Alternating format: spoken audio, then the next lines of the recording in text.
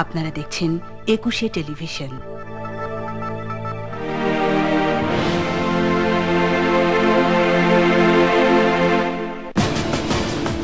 শুধু হরতাল নয়, যে কোনো কর্মসূচি দিতে বাধ্য হব, ব্রাহ্মণবাড়িয়ার জনসভায় বললেন খালেদা জিয়া। ধর্মীয় উগ্রবাদী গোষ্ঠীকে নিয়ন্ত্রণ করতে পুলিশের সন্ত্রাস বিরোধী বিভাগ খোলার ঘোষণা স্বরাষ্ট্রমন্ত্রী। সাইবার ক্রাইম প্রতিরোধ অঙ্গীকার। রাজধানীতে ফি বছর বেড়েই চলেছে ডিভোর্সের সংখ্যা, সামাজিক নৈতিক অবক্ষয়ের উপর দায় বিশেষজ্ঞদের।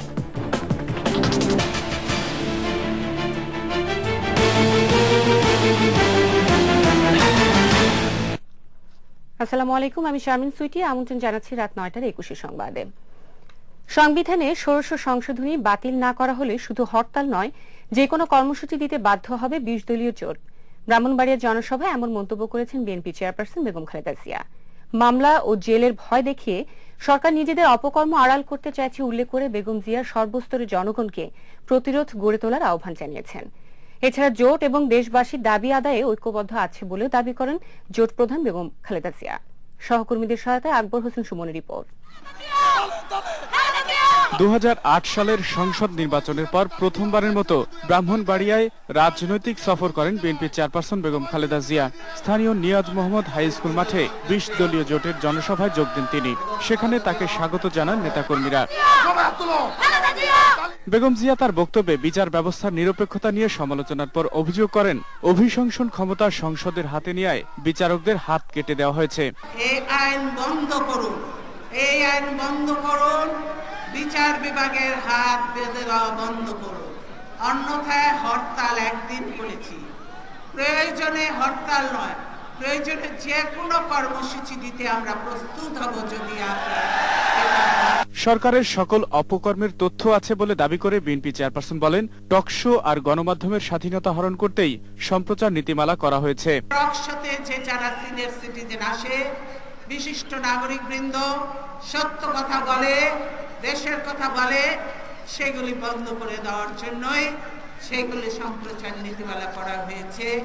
ভয় দেখানো হয়, সরকারের বিরুদ্ধে কেউ কিছু বললেই তাকে গ্রেফতার করা হবে। উন্নয়নের নামে বিভিন্ন ভুয়া প্রতিষ্ঠানের দোহাই দিয়ে রাষ্ট্রীয় অর্থ লুটপাট করা হচ্ছে বলেও অভিযোগ করেন তিনি। মসজিদ, মাদ্রাসা, এতিমখানা ও মন্দিরের নামে বরাদ্দ কোটি কোটি টাকা লুট করে এরা খেয়ে ফেলেছে। এই অবৈধ সরকারকে, এই যে সম্পদ লুট হয়েছে এত, এদের জন্য এদেরকে অবশ্যই একদিন জবাবদিহি করতে হবে।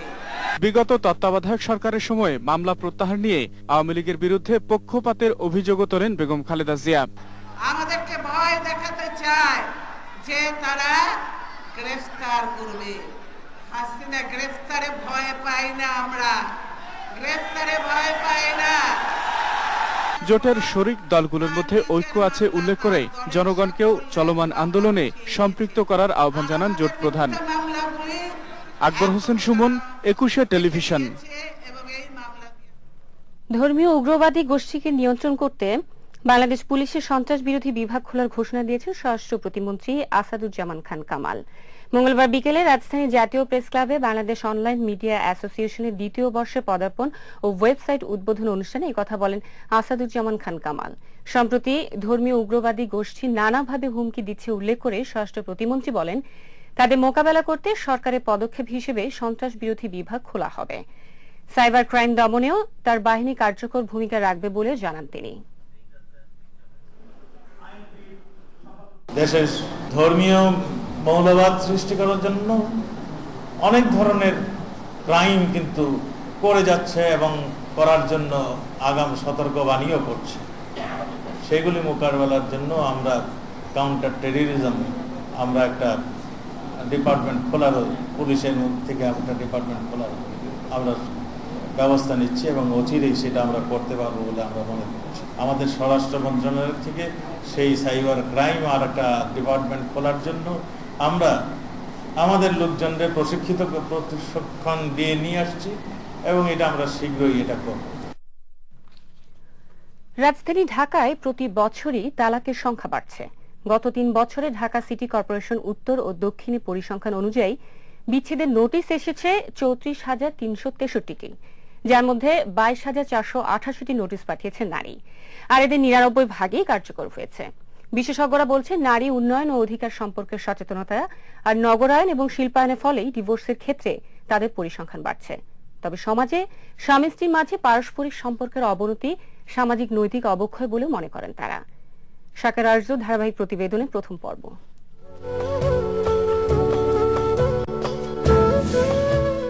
সুখের নির্রচনার স্বপ্ন নিয়ে নারী পুরুষ আবদ্ধ হয় পরস্পরে, গড়ে তোলে সংসার। তবে কখনো কখনো ভেঙে যায় স্বপ্ন, যার চূড়ান্ত পরিণতি হিসেবে আসে বিচ্ছেদ। রাজধানীর বসুন্ধরার রিনা, স্বামীর মাদকাসক্তের জন্য ভেঙে যায় তার সংসার। আমি আসলে প্রথমে 11 বছর চেষ্টা করেছি ঠিক করতে, যখন আমি পারিনি তখন আমি আসলে মুক্তির পথ খুঁজছি। অফিস থেকে আসার পর থেকে দেখা যাচ্ছে যে একটা মেন্টালি টর্চার বলেন, একটা টেনশন, সারাক্ষণ একটা চিন্তা, এই বুঝি বাইরে গিয়ে কিছু করছে, এই বুঝি কোথাও আসে, কত রাতে আসবে।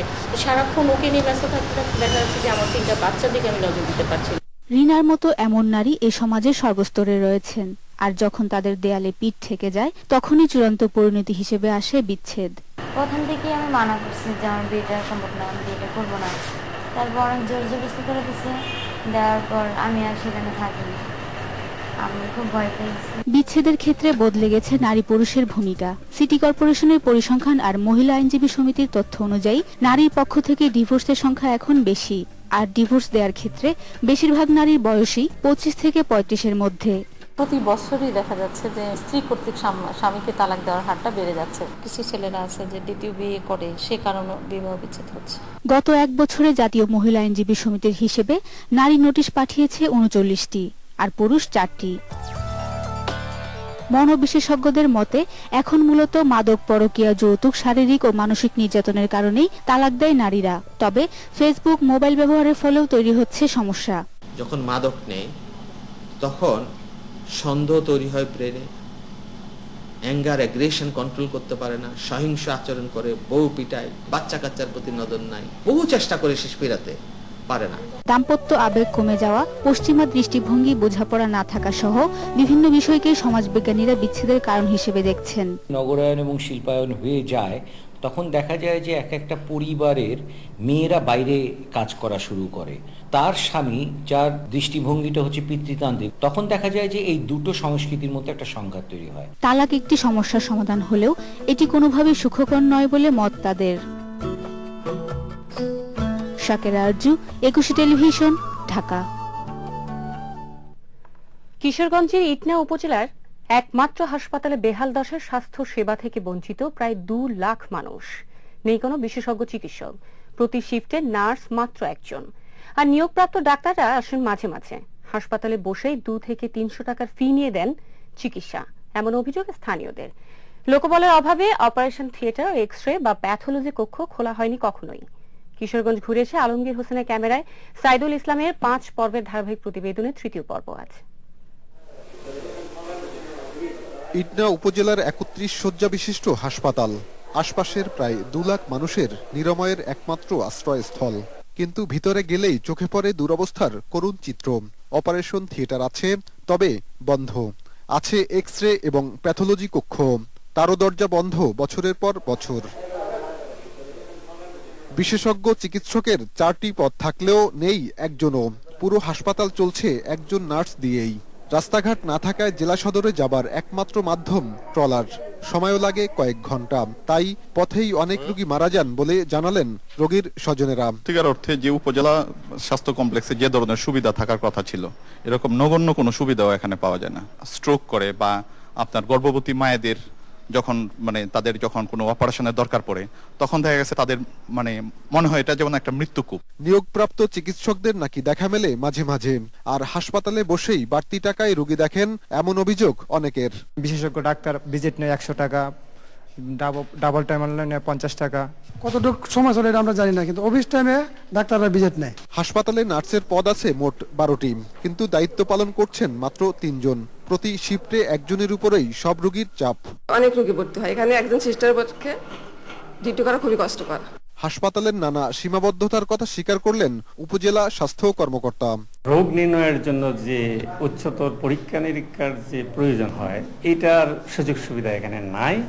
আরেকটা হলো যে বিশেষজ্ঞ সেবা দেওয়ার জন্য যা জনবল এবং ইকুইপমেন্ট থাকা দরকার সেটা আমাদেরকে কোনো বিশেষজ্ঞ ডাক্তার ছাড়াই একজন নার্স এবং একজন সাধারণ ডাক্তার দিয়ে পরিচালিত হচ্ছে কিশোরগঞ্জের ৩১ শয্যা বিশিষ্ট এই উপজেলা স্বাস্থ্য কমপ্লেক্স।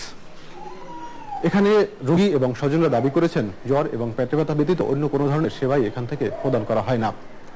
এই হাওরবাসীর দাবি অনতিবিলম্বে ডাক্তার এবং সেবার মান বাড়িয়ে এখানকার জনগণের স্বাস্থ্য সেবা যেন নিশ্চিত করা হয়। কিশোরগঞ্জের ইটনা উপজেলা স্বাস্থ্য কমপ্লেক্স থেকে সাইদুল ইসলাম, একুশে টেলিভিশন। এবার সন্ত্রাসবাদ প্রসঙ্গ। আইএস দমনে কথা বলে ইরাকের পর এবার সিরিয়ায় প্রথমবারের মতো বিমান হামলা চালালো যুক্তরাষ্ট্র আর মিত্র দেশগুলো। এই অভিযানে যুক্তরাষ্ট্র ছাড়াও অংশ নিয়েছে জর্ডান, কাতার, সৌদি আরব, সংযুক্ত আরব আমিরাত ও বাহরাইন। ওই হামলায় অন্তত ২০ আইএস সদস্য সহ ৫০ আল কায়েদা ও ৮ বেসামরিক নাগরিক নিহত হয়েছে বলে জানিয়েছে Syrian observatory for human rights. এদিকে আইএসের উপর বিমান হামলা বন্ধ না হলে ফরাসি নাগরিক গোরদেলকে হত্যার হুমকি দিয়েছে আল কায়েদার উত্তর আফ্রিকার শাখা থেকে বিচ্ছিন্ন সশস্ত্র সংগঠন জুন্দ আল খিলাফা। আরো জানাচ্ছেন মঞ্জিলা সুলতানা। ইরাকের পর এবার সিরিয়া। সুন্নিপন্থী সশস্ত্র সংগঠন আইএসকে দমনের কথা বলে এবার দেশটিতে বিমান হামলা চালালো যুক্তরাষ্ট্র। মধ্যপ্রাচ্যের ৫ মিত্র দেশের সহায়তায় ওই হামলায় জঙ্গি ও বোমার বিমান সহ টমাহক ক্ষেপণাস্ত্র ব্যবহার করা হয়েছে বলে জানিয়েছে পেন্টাগন।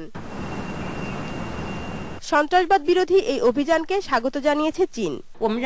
চীনের অবস্থান যে কোনো ধরনের সন্ত্রাসবাদের বিপক্ষে। সন্ত্রাসের বিরুদ্ধে আন্তর্জাতিক সম্প্রদায়ের একসঙ্গে যুদ্ধ করা উচিত বলে মনে করি আমরা। তবে একে সিরিয়ার উপর আগ্রাসন বলে মনে করেন ইরাকি শ্রমিক নেতা। এই বিমান হামলা সিরিয়ার অভ্যন্তরীণ বিষয়ে মার্কিন হস্তক্ষেপ বলে আমি মনে করি। স্কাই নিউজকে দেয়া এক সাক্ষাৎকারে আইএসকে মোকাবেলায় শুধু বিমান হামলা নয়, স্থল অভিযানও প্রয়োজন বলে মনে করেন জাতিসংঘের মধ্যপ্রাচ্য বিষয়ক দূত টনি ব্লেয়ার। এদিকে ইরাকে আইএসের উপর চালানো বিমান হামলা বন্ধ না হলে ফরাসি নাগরিক গোরদেলকে হত্যার হুমকি দিয়ে ভিডিও প্রকাশ করেছে আল কায়েদার উত্তর আফ্রিকা শাখা থেকে বিচ্ছিন্ন সশস্ত্র সংগঠন জুন্দ আল খিলাফা। মঞ্জিলা সুলতানা, একুশে টেলিভিশন। আগামী অর্থ বছরের শুরু থেকেই পে কমিশনের সুপারিশ কার্যকর হবে বলে জানিয়েছেন অর্থমন্ত্রী আবুল মাল আব্দুল মুহিত। সচিবালয়ে আন্তর্জাতিক মুদ্রা তহবিল IMF এর প্রতিনিধি দলের সঙ্গে বৈঠক শেষে এ কথা জানান তিনি। অর্থমন্ত্রী বলেন, আগামী ডিসেম্বরে পে কমিশন রিপোর্ট দিবে, আর এই রিপোর্টের সুপারিশ সহজে বাস্তবায়নযোগ্য হলে কার্যকর করতে বেশি সময় লাগবে না বলে জানান তিনি। অর্থমন্ত্রী আরো বলেন, আগামী অর্থ বছরের বাজেটে বিশ্বব্যাংক $50 কোটি সহায়তা দেবে। এই তহবিলের পুরোটাই ব্যাংক খাত সংস্কার ও স্থানীয় সরকার উন্নয়ন প্রকল্পে ব্যয় করা হবে। Commission will be giving their report in December. Report study করে তার উপরে সিদ্ধান্ত নিয়ে to chalk out a program for the next 4 years of our government, I thought will not be possible, is not possible at this stage. I can discuss it probably next July or so. পারিবারিক কলহের জের ধরে সাভারে এক school শিক্ষিকা স্ত্রীর হাতের কবজি কেটে নিয়েছে স্বামী। মঙ্গলবার সকালে পৌর এলাকার উত্তর চাপাইনের লালটেক মহল্লায় এই ঘটনাটি ঘটে। প্রতিবেশীরা জানায়, স্থানীয় ব্র্যাক বিদ্যালয়ের শিক্ষিকা সাবিনা আক্তারের স্বামী হীরা মিয়া গাজীপুরে একটি সোয়েটার ফ্যাক্টরিতে চাকরি করেন। স্ত্রীর অনুমতি ছাড়াই হীরা মিয়া দ্বিতীয় বিয়ে করায় বেশ কদিন ধরে তাদের মধ্যে দাম্পত্য কলহ চলছিল। সোমবার রাত থেকে এ নিয়ে তাদের ঝগড়া চলছিল। ঝগড়ার এক পর্যায়ে সকালে রামদা দিয়ে স্ত্রীর ডান হাতের কবজি কেটে পালিয়ে যায় হীরা। পরে প্রতিবেশীরা তাকে উদ্ধার করে সাভার এনাম মেডিকেল কলেজ হাসপাতালে ভর্তি করে।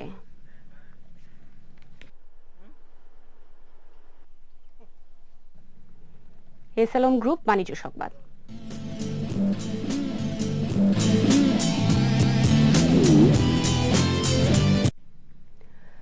আকর্ষণীয় প্রি-বুক অফারের মাধ্যমে বাংলাদেশের বাজারে গ্যালাক্সি নোট 4 নিয়ে এসেছে স্যামসাং ইলেকট্রনিক্স লিমিটেড এবং গ্রামীণ ফোন। মঙ্গলবার রাজধানীর একটি হোটেলে মোবাইল সেটটি উদ্বোধন করা হয়। সে সময় স্যামসাং বাংলাদেশের ব্যবস্থাপনা পরিচালক Chun Sumun, general manager Young Yuli, Grameen ফোনের head of strategy and project officer আর্লেন্ট প্রেসকার্ড সহ ঊর্ধ্বতন কর্মকর্তারা উপস্থিত ছিলেন। মোবাইল সেটটি গ্রামীণ ফোন প্লাটিনাম এবং প্লাটিনাম প্লাস গ্রাহকরা প্রি-বুক অফারে কিনতে পারবেন মাত্র ৬৭,৫০০ টাকায়। বিশেষ অফারের সঙ্গে গ্রাহকরা ফ্রি ইন্টারনেট সেবা এবং 12 মাসের কিস্তি সেবাও পাবেন।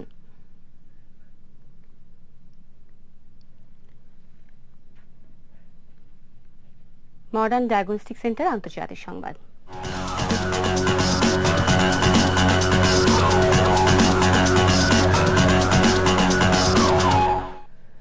হেব্রনে ইসরায়েলি বাহিনী হত্যাকাণ্ডের শিকার 2 প্যালেস্টাইনি শব যাত্রায় অংশ নিয়েছেন হাজার হাজার মানুষ।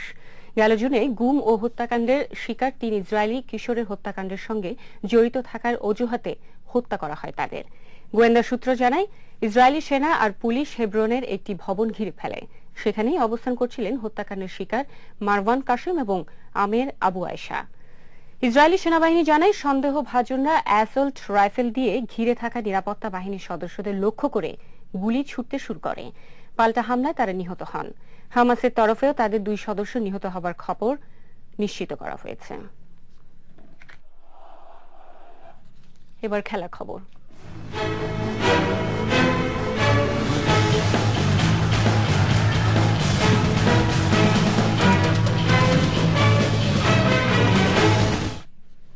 স্প্যানিশ লা লিগায় আজ এলচের বিপক্ষে মাঠে নামবে স্প্যানিশ জায়ান্ট রিয়াল মাদ্রিদ। রিয়ালের মাঠ সান্তিয়াগো বার্নাব্যুতে খেলাটি শুরু হবে বাংলাদেশ সময় রাত 12টায়। লা লিগা ফুটবলে চলতি মৌসুমে হার দিয়ে শুরু করেছে রিয়াল মাদ্রিদ।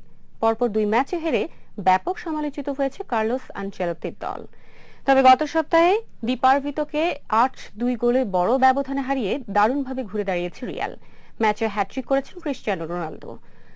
গোলে দেখা পেয়েছেন রিয়ালের সদ্য নাম লেখানো কলম্বিয়ান তারকা রদ্রিগেজও। এই ম্যাচেও ছোট দল এলচের বিপক্ষে বড় জয়ের লক্ষ্যে মাঠে নামবে রিয়াল, আর এলচেও চাইবে শক্তিশালী রিয়ালের বিপক্ষে প্রতিরোধ করতে।